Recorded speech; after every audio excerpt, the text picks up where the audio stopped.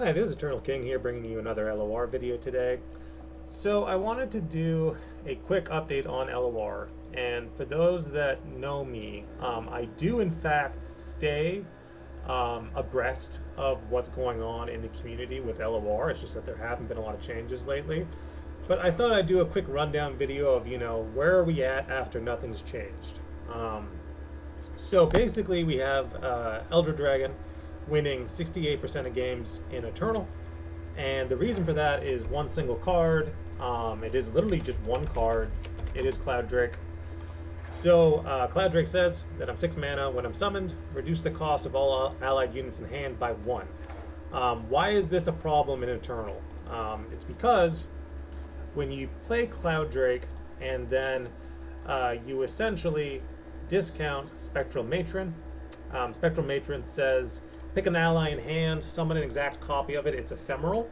So, basically you have what's called rampaging creature ramp. So you play Cloud Drake, it discounts Spectral Matron, you play Spectral Matron, it then gets you a free 10 drop. And now if you don't know, 10 drops have exceptionally powerful effects in LOR. You have things like Hey Show that reads each round the first card you play that costs 9 less. So Cloud Drake into Spectral Matron, into Hey Show, into potentially another Spectral Matron. There's nothing really like stopping you from doing that. Or again, what's even scarier than something like that would be, Cythria, right? So you like Cloud Drake, Spectral Matron, out of Cythria, and then everything has Challenger and is massive.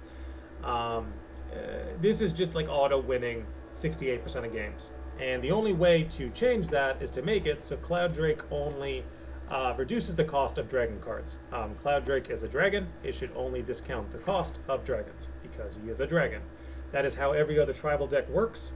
For whatever reason, they thought it was a good idea to print this card, so it's just a universal 6 mana ramp solution, and that is not okay. Period, full stop, that's not okay. It doesn't matter if this guy is making all the Poros in your hand cost 0 mana. It's just universal ramp for every archetype. There is not a single deck in the game that does not benefit from the inclusion of Cloud Drake. So that's why, whether it's Demacia Eddy or Freljord Eddy, Cloud Drake is just auto-winning games 68% of the time. And unless this clause here gets changed, it will continue to win 68% of games in Eternal for the rest of time. Talking about the other top deck, it is Azir Aurelia. So Azir Aurelia, Emperor's Palace. If you don't know, go back to my videos where I first mentioned the concept that Emperor's Dais plus Emperor's Army would just be like one of the most powerful things in the game. And it's actually one of the few new cards from the most recent expansion that is one of the most powerful cards in the game. So this deck is winning 60%. So again, Eddy is autopilot, 68% of games winning. Azir Aurelia is slightly less autopilot, winning 60% of games.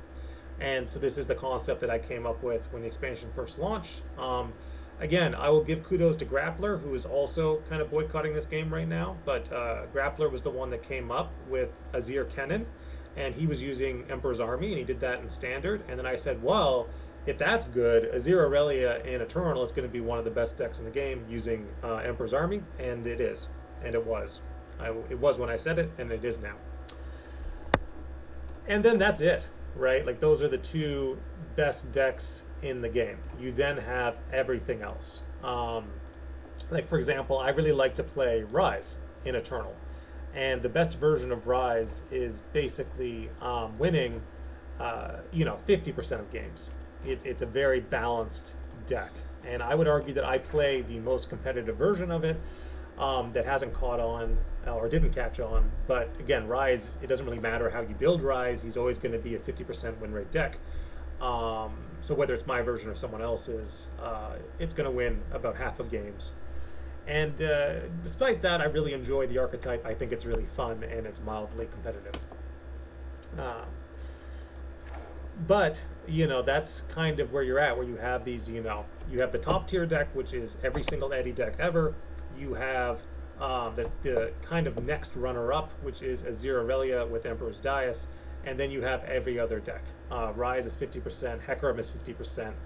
Something like Jhin Annie Jin, which is also a deck I like to play, um, is still less competitive than those, probably closer to like 59%. Again, the difference between a good Annie Jin player and a bad Annie Jin player is pretty large.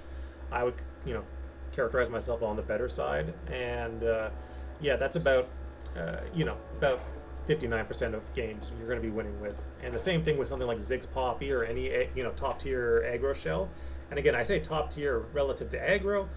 There is no top tier aggro shell. You have basically rally based combo token decks like Emperor's Army, and then you have universal ramp solutions in Eternal like Eddie with Cloud Drake, and those are the two best decks. But if we were to talk about normal LOR, Annie Jin would be very high tier outside of those outliers, which are just overperforming. I don't think Emperor's Army needs a nerf because again, 60% of win rate versus like 59% win rate with Annie Jin. That's very close. Like 60% is okay. It's within the realm of acceptable. 68% is not within the realm of acceptable. It is basically autopiloting way too many wins. It is unbalanced, right? Like how high does a win rate have to be in a card game before it gets nerfed? 70%? It'll just auto win like 2/3 of games, like 69.99%. It just auto wins 2/3 of games. It's too high. It's way too high. So yeah, until Eddie gets dealt with, it's basically means that Eternal is going to be unplayable for me. And it's not just me that says that Demacia Eddie and Freljord Eddie are big problems. It's going to be anyone that is still left playing this game, which isn't that many. Most of the LOR players that are left are 100% going to be playing Path of Champions and kind of grinding out constellations and doing the single player thing, which is what Sunny's doing, right? That's what anyone who's left playing LOR is playing Path of Champions. But I would like to confidently say that if certain fundamental balancing issues like the one Eddie nerf that we need were to get made, that would help a lot with Eternal. It'll never happen though, because again, the new Riot director is more interested in LOR as a business, and the only thing that's selling right now is Path of Champions. So that's where his focus is 100%. Caitlyn got a new constellation, and it's like woo, yay, but we can't get a single balance patch anymore. Like, it's ridiculous. That being said, it's a shame because the bones of LOR as a card game is better than every other card game. LOR is better than Marvel Snap. LOR is better, I would argue, than MTG Arena. Like, the bones of this game are so strong, and the fact that Riot as a business model just decided to stop making multiplayer balancing adjustments and focus entirely on making money is more of like a state of the industry and the state of live service games in general. Like, live service games are just naturally predatory now and less consumer friendly, right? So before, LOR was one of the most consumer friendly card games in the market. We got balance patches regularly, we got card expansions regularly, and then all of a sudden we stopped getting expansions, and then we also stopped getting balance patches. And that was kind of one of the reasons why I've been boycotting this game for a while. But again, I thought I'd provide this quick update in terms of like, this is where Eternal is. You have Eddie winning 2/3 of games for free. You have Azir Aurelia being the next runner-up, being in a much healthier place at 60%. You have top aggro decks being at 59%. And then you have every other deck in the game, Hecarim and, Rise and all that stuff being much closer at the 50-50 range. Once upon a time, every deck was 50-50 in LOR. Like, you wouldn't get these outlier decks that would perform, auto-winning 2/3. It just would not happen. Every deck was like, oh, this deck wins 53% of games, and this deck wins 51% of games. Like, that was like every deck in the game. And now we're just not there because, again, the balance patches just stopped. And there's no one to blame except, I guess the Riot executives who are more concerned about making money than they are about making a good competitive card game. This is Eternal King, signing out.